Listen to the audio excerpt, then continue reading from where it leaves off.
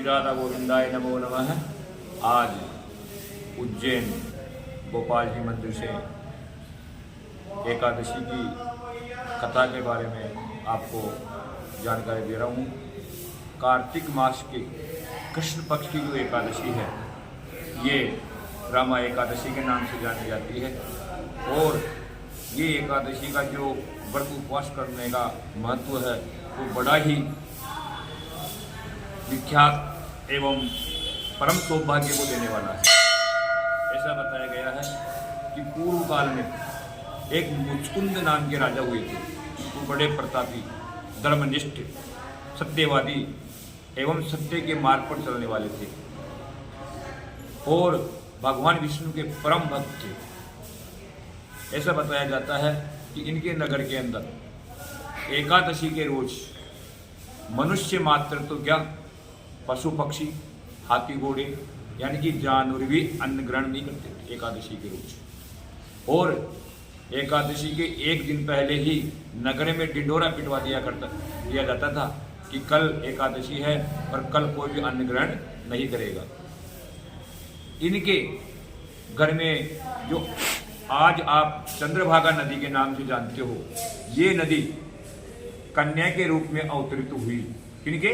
राजा मुकुंद के। और सेने सेने बड़े होने पर राजा मुचकुंद ने इनका विवाह एक अच्छे सुयोग्य वर के साथ किया। और जब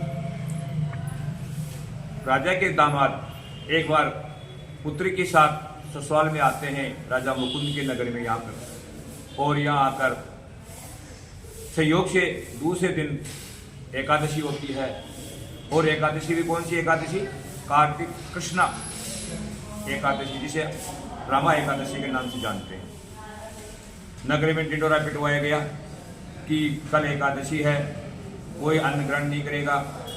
ये बात सुन करके उनके जो दामाद थे राजा मुकुंद के, मुचकुंद के, वो बड़े ही परेशान हुए क्योंकि कभी उन्होंने जीवन में एकादशी नहीं की थी।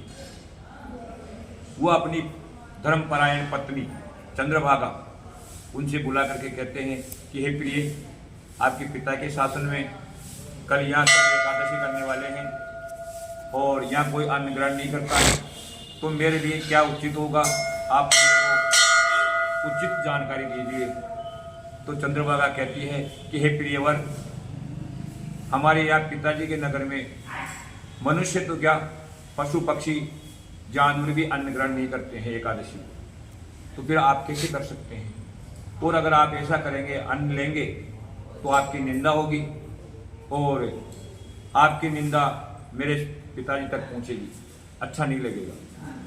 ये बात सुन करके जो मुचकुंद के राजा के जो दामाद थे उन्होंने अपनी प्रियतमा चंद्रभागा का कहना माना और कहा कि जो होगा वो देखा जाएगा, कल मैं भी एकादशी ही करूंगा और बिना अन्न लिए उपवास करूंगा। ऐसा उन्होंने निश्चय किया और सब परिवार के साथ मिलकर के उन्होंने उपवास रखा।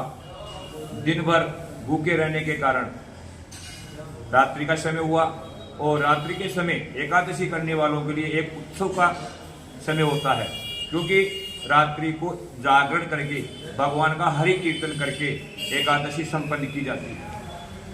अन्य लोग भगवान का उत्सव मना रहे थे, कीर्तन कर रहे थे, लेकिन कभी भूखा न रहने के कारण जो चंद्रभागा के पति थे उनकी मनोदशा अच्छी नहीं रही और धीरे धीरे भूख से पीड़ित होकर के सुबह होते होते उन्होंने अपना शरीर छोड़ दिया।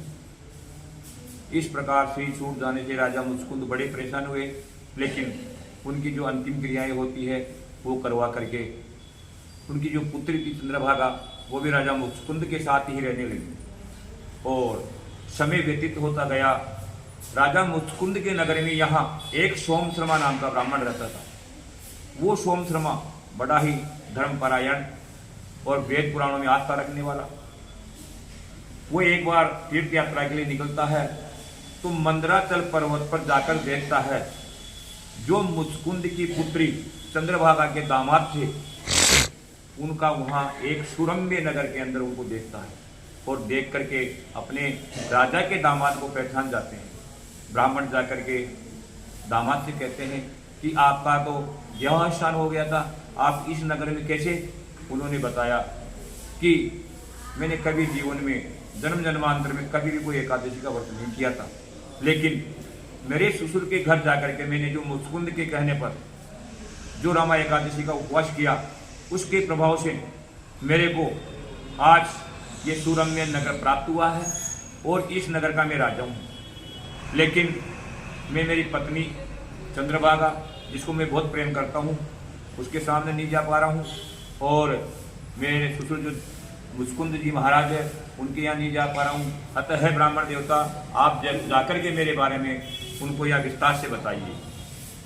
सोम शर्मा अपने नगर को आता है और महाराज मुचकुंद एवं पुत्री चंद्रभागा से सारा वृत्तांत बताता है। और चंद्रभागा पतिपरायण होने के कारण अपनी पत्नी से मिलने की बड़ी उत्सुक होती है और ब्राह्मण से प्रार्थना करती है कि हे महाराज, मेरे को शीघ्र मेरे पति के पास पहुंचाइए, क्योंकि उनका जो नगर है वो अच्छा है, सुरम्य है, लेकिन वो अस्थायी नहीं है, वो कभी भी नष्ट हो सकता है। इसलिए मैं मेरे जो एकादशी मैंने की है जन्म पर्यंत तक, उसके प्रभाव से मैं उस नगर को स्थायी करना चाहती हूँ। ब्राह्मण देवता के साथ चंद्रभागा अपने पति से मिलने के लिए जाती है और रास्ते में एक ऋषि के आश्रम में विश्राम करती है। ऋषि के आशीर्वाद से उसने जो एकादशियां की थी बचपन से लेकर के अब तक, उसके प्रभाव से उसका दिव्य स्वरूप हो गया। किसका? चंद्रभागा। और चंद्रभागा अपने पति से जाकर के मिलती है और नाना प्रकार की प्रार्थना करती है, बड़ो हर्षोल्लास हो जाती है, उसका रोम रोम खड़े हो जाते हैं और पति से बड़े आदर पूर्वक जाकर के वो मिलती है और कहती है कि हे प्राणनाथ, किस अपराध के कारण अपना ये वियोग हुआ है? और जो उनके दामाद थे या चंद्रभागा के जो पति थे, उन्होंने बड़े हर्ष के साथ अपनी पत्नी को बाम में आसन दिया और उन दोनों के तपस्या के फलस्वरूप वो नगर स्थायी हो गया और वहाँ के नगर के जो निवासी थे बड़े भक्ति भाव से जीवन व्यतीत करने लगे, पशु पक्षी भी बड़े आनंद से वहाँ रहने लगे। तो एकादशी का प्रभाव इस प्रकार भगवान श्री कृष्ण ने युधिष्ठिर को बताया। महाराज युधिष्ठिर ने पूछा था कि हे महाराज, आप बार बार मेरे को एकादशी के बारे में जानकारी देते रहते हो, इस कार्तिक कृष्ण एकादशी का क्या महत्व है? तो जिस प्रकार अन्य एकादशियों का वर्णन स्वयं भगवान श्री कृष्ण ने युधिष्ठिर को कहा, उसी प्रकार इस एकादशी का महत्व भी युधिष्ठिर को भगवान श्री कृष्ण कहते हैं। और आज भी कोई प्राणी अगर इस एकादशी का अनुसरण करता है, अन्न ग्रहण नहीं करता है और बड़ा भक्ति भाव के साथ हरि कीर्तन करते हुए इस एकादशी को करता है, तो निश्चय ही वो वैकुंठ लोक का गामी तो होता ही होता है। अगर किसी परिस्थितिवश या कोई अन्य पाप के कारण उसको जन्म लेना पड़ता है तो अच्छे नगर को प्राप्त करता है, अच्छे परिवार को प्राप्त करता है और उसका जीवन हमेशा भगतमय हो जाता है। जय राधे, जय गोविंद।